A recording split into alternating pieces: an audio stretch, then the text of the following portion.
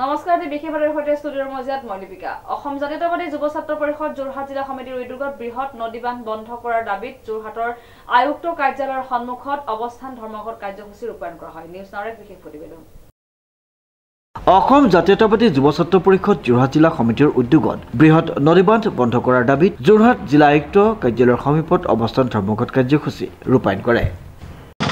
অসমৰ সভ্যতা সংস্কৃতি অসমৰ জৈৱ বৈচিত্ৰ্য আৰু অসমীয়া মানুহৰ জীৱন আৰু সম্পত্তিৰ প্ৰতি ভাবুকিস্বৰূপ বৃহৎ নদীবান্ধৰ বিৰুদ্ধে অসম জাতীয়তাবাদী যুৱ ছাত্ৰ পৰিষদে দীৰ্ঘ সময়ৰ পৰা আচলতে প্ৰতিবাদ সাব্যস্ত কৰি আহিছে আৰু আমি এটা কথা দেখিবলৈ পাইছোঁ যে NHPCৰ উদ্যোগত গেৰুকামুখত যেটো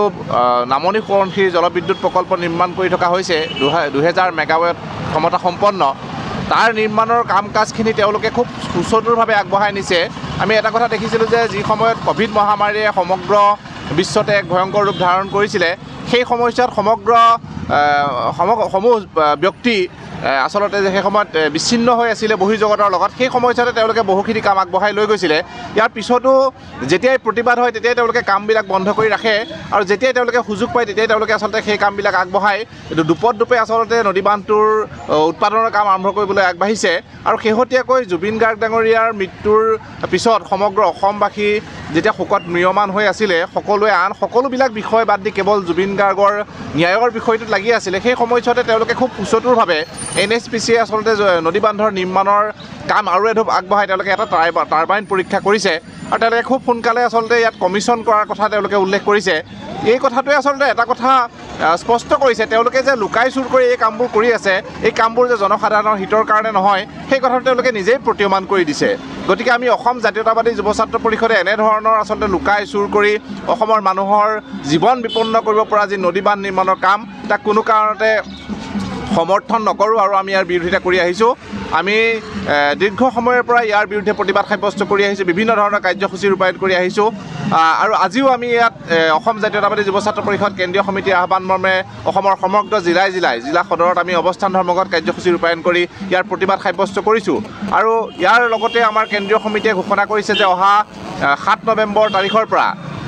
NHPCৰ বিৰুদ্ধে তেওঁলোকৰ যি নদীবান্ধ নিৰ্মাণৰ কাম চলি আছে তাৰ বিৰুদ্ধে সৰ্বাত্মক অৱৰোধ কাৰ্যসূচী ঘোষণা কৰিছে গতিকে আমি কোনো কাৰণতে নদীবান্ধৰ উৎপাদন কৰি অসমৰ সভ্যতা সংস্কৃতি অসমীয়া মানুহৰ জীৱন সম্পত্তিক নিশ্চিহ্ন কৰিবলৈ দিব নোৱাৰোঁ যিহেতু নদীবান্ধ নিৰ্মাণকাৰী সংস্থাই ইয়াৰ ডাউন ষ্ট্ৰীম এফেক্ট বা ইয়াৰ নামনি অংশৰ মানুহৰ জনসাধাৰণৰ জীৱন আৰু সম্পত্তিৰ প্ৰতি কি ভাবুকি আহিব পাৰে সেই সম্পৰ্কত তেওঁলোক সম্পূৰ্ণ উদাসীন তেওঁলোকে ইয়াৰ সম্পৰ্কত কোনো কথা পাতিবলৈ আগ্ৰহী নহয় তেওঁলোকে এই সম্পৰ্কত কোনো বিজ্ঞানসন্মত পৰ্যালোচনা কৰা নাই আৰু সকলো মানুহক সকলো নামনি সোৱণশিৰিৰ তলত থকা ধেমাজি লখিমপুৰ মাজুলী কাজিৰঙা ৰাষ্ট্ৰীয় উদ্যানকে আদি কৰি এই বৃহৎ অঞ্চলৰ ৰাইজক আসলতে মৃত্যুৰ মুখলৈ ঠেলি দিবলৈ লৈও তেওঁলোকে কেৱল মাত্ৰ বিদ্যুৎ উৎপাদনৰ নামত তেওঁলোকৰ যি মুনাফা লাভৰ প্ৰক্ৰিয়া সেই প্ৰক্ৰিয়াহে অব্যাহত ৰাখিব বিচাৰিছে আৰু তাতোতকৈ ডাঙৰ কথা যে এই যে নামনি সোৱণশিৰি জলবিদ্যুৎ প্ৰকল্প গেৰুকামুখত 2000 মেগাৱাট সম্পন্ন এই যিটো বিদ্যুৎ প্ৰকল্প হ'ব তাৰ পৰা অসম কোনো ধৰণে লাভান্বিত নহয় গতিকে অসম যদি লাভান্বিতও নহয় তেতিয়াহ'লে চৰকাৰেও আচলতে ইয়াৰ বিৰোধিতা কৰা দৰকাৰ আছিলে কিন্তু আমাৰ চৰকাৰখনে এতিয়া আমি দেখিবলৈ পাইছোঁ তেওঁলোকে ক্ষণস্থায়ী যিখিনি মানুহৰ আদৰ সেইখিনিকে আচলতে বেছি গুৰুত্ব দিয়া যেন অনুভৱ হয় কিন্তু এইবিলাক বস্তু আচলতে বেছিদিন নাথাকে আমি আজি যদি ইতিহাসৰ পাত লুটিয়াই চাওঁ যিসকল